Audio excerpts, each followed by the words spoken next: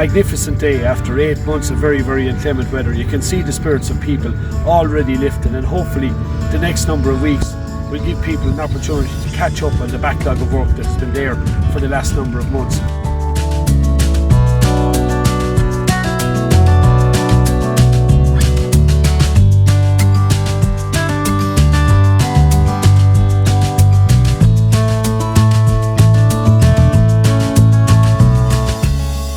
Last Friday we met our new Taoiseach, Simon Harris, and we made the point to him that if he is going to back up his commitment to support agriculture and farming, it has to be done in concrete actions, monetary support for sectors immediately like the tillage sector.